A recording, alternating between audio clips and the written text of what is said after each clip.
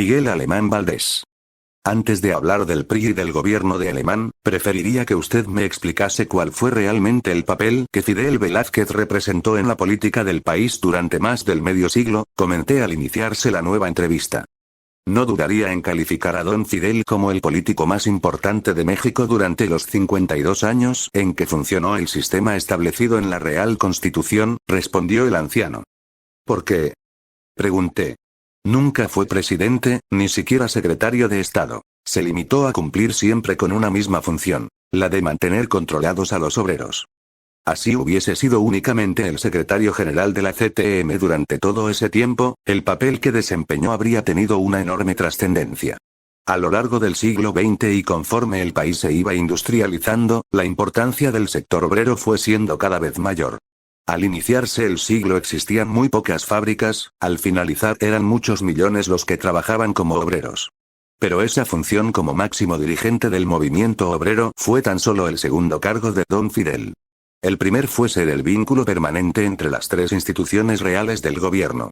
Con la excepción de los tres últimos monarcas, que nunca supieron apreciar los grandes méritos de nuestro sistema político, los 7 anteriores estimaron en toda su valía la actuación de don Fidel, pues fue la que permitió una integración y un armónico funcionamiento de las tres instituciones reales.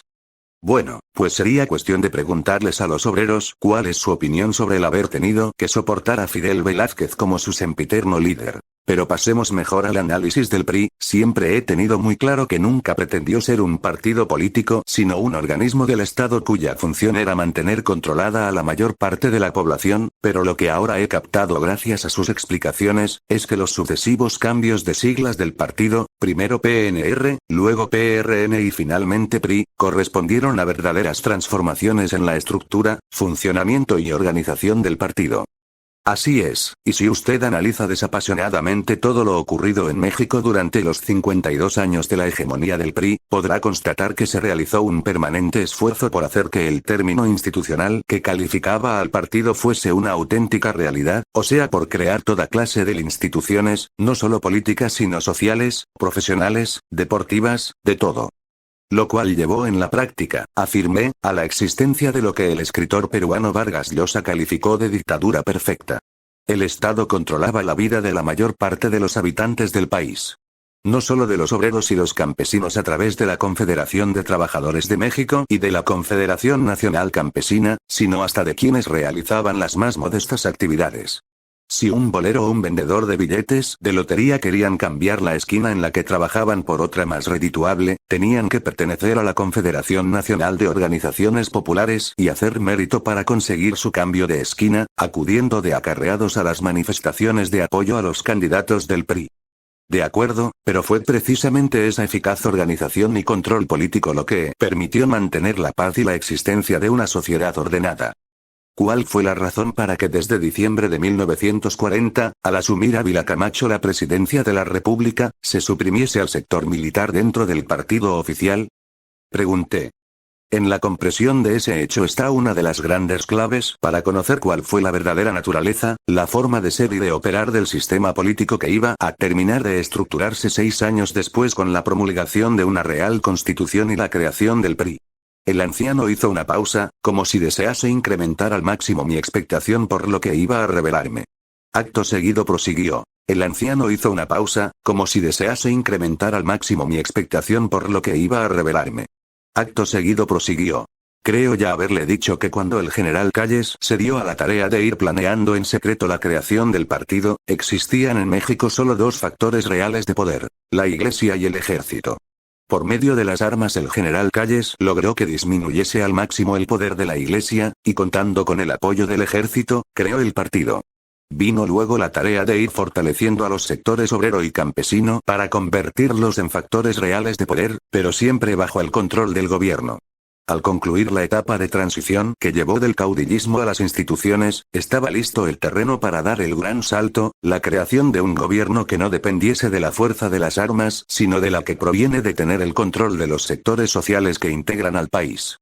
De esta forma se tenía la garantía de que el sistema político no sucumbiría ni siquiera a resultas de un golpe del Estado, pues aun cuando los golpistas llegasen a tomar por asalto el Palacio Nacional y diesen muerte al monarca en turno, no por eso lograrían conquistar realmente el poder, ya que en este sistema político derivado de la aplicación de la Real Constitución, el poder proviene, como ha quedado dicho, del eficaz sistema de control que se ejerce en los distintos sectores sociales. El ejercicio de este control lo realizaba el monarca, pero los verdaderos dueños del mismo éramos los integrantes del Círculo Negro, ya que designábamos a los dirigentes de los tres sectores del partido, de tal forma que, en un caso de crisis, como lo sería la muerte del monarca a consecuencia de un golpe de Estado, el Círculo Negro respondería ordenando una huelga general de todos los sectores. Los obreros no acudirían a las fábricas, ni los campesinos a llevar sus productos para ser distribuidos en los centros de consumo. El país se paralizaría en días y el pseudo gobierno golpista se derrumbaría, incapaz de ejercer un control más allá de los edificios públicos que hubiese ocupado. Y como el círculo era sociedad secreta, no habría forma de tener la seguridad de poder eliminar a sus integrantes. El anciano esbozó una amplia sonrisa de satisfacción, bebió un poco de agua y retomó el hilo de su exposición. En 1940 se excluye del partido al sector militar. Fue posible hacerlo porque, como dije, los factores reales de poder eran ya las organizaciones sociales que integraban al partido, pero no os desviemos del tema central que veremos esta día, el gobierno del licenciado Miguel Alemán. Muy bien, opiné. En 1946, señaló el anciano, ya no se designa como monarca a un militar sino a un civil. El haber logrado consolidar un cambio en la forma de gobierno se percibía a simple vista, ya no se veían uniformes en las fotos donde aparecían políticos, todos vestían de civiles. Con el licenciado Alemán se inicia una era que va a transformar por completo al país. Da comienzo un acelerado proceso de industrialización. Se construyen carreteras, presas y todo tipo de obras públicas, muchas de ellas con una gran visión del futuro, como la ciudad universitaria. Es una época de gran expansión económica, había trabajo para todo mundo. Sí, afirmé, pero también es una época de generalizada corrupción. Es entonces cuando se descubre que la forma más segura de hacer en México una gran fortuna es ocupar un puesto importante en el gobierno, o bien tener una empresa y ser cómplice de altos funcionarios para poder conseguir jugosos contratos. Sin detenerse a dar respuesta a mi acusación, el anciano prosiguió su relato. Conforme se acercaba el final del sexenio del licenciado Alemán, los integrantes del Círculo Negro estábamos cada vez más conscientes de que se aproximaba el momento decisivo, la prueba de fuego para lograr dar continuidad al régimen de monarquía institucional establecido con tan grandes esfuerzos. El prestigio del licenciado Alemán era enorme, tanto en lo interno como en lo internacional. El poder que tenía era el parecer absoluto, como resultado de que funcionaban a la perfección los mecanismos de control político creados por el partido, los cuales él había sabido manejar en forma magistral.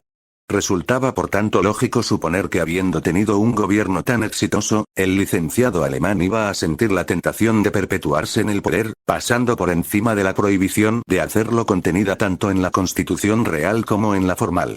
Y así fue. En 1951 comenzaron a publicarse en periódicos y revistas artículos de conocidos periodistas e intelectuales, afirmando que debía modificarse la Constitución, se referían a la forma, para permitir la reelección, pues consideraban que se trataba de una disposición legal violatoria de la voluntad popular, ya que si el pueblo estaba plenamente satisfecho con el gobierno del licenciado Alemán, no era justo que no pudiese hacer valer su deseo de que continuase en el poder. Se trataba desde luego de una propaganda orquestada por el grupo de funcionarios más cercano al monarca, que contaba de seguro con su aval. ¿Y qué hicieron ustedes los del Círculo Negro? No le aplicaron la pena de muerte establecida en su constitución. Solo se habría hecho merecedor a esa pena si hubiese propuesto modificar las constituciones y lanzado su candidatura para un segundo período de gobierno. De todas formas tomamos algunas medidas para hacerle comprender que lo sería imposible alcanzar su propósito. ¿Qué clase de medidas?, pregunté. Un grupo de generales, entre los cuales estaba nada menos que el general Cárdenas. Se entrevistó con el monarca para hacerle saber que se oponerían a cualquier intento de reelección. Se promovió también el surgimiento de un fuerte candidato de oposición, el general Miguel Enríquez Guzmán. Obviamente no se buscaba llevar a este señor a la presidencia, pues eso habría significado un retorno al caudillismo, pero sí hacerle sentir al licenciado alemán que en política todo puede suceder y que si no se ajustaba a los preceptos constitucionales que regulaban la sucesión monárquica, podía desatar fuerzas que estaban más allá de su control. A los pocos días de su entrevista con los generales, el licenciado alemán informó al círculo, a través de don Fidel Velázquez, que había tomado la decisión de que su sucesor fuese el regente del departamento del Distrito Federal, el licenciado Fernando Casas Alemán. Don Fidel quedó de informar a los demás integrantes del círculo para ver si aceptaban esta designación. ¿Y qué fue lo que pasó? Pregunté cada vez más interesado en enterarme de acontecimientos que habían ocurrido tras las bambalinas del poder y que jamás habían llegado al conocimiento de la opinión pública. Nos resultó evidente que el licenciado alemán pretendía iniciar un maximato, continuar ejerciendo el mando a través de un títere como lo sería Casitas. Acordamos impedirlo. ¿Y cómo reaccionó Alemán cuando se lo dijeron? El licenciado alemán había invitado a don Fidel a participar en una ceremonia que se efectuaría en el cuartel de las guardias presidenciales, cercano al Palacio Nacional. Sin duda pretendía hacerle ver que estas tropas de élite que él había creado constituían su mejor seguro para protegerlo de cualquier acto de fuerza que se intentase en su contra.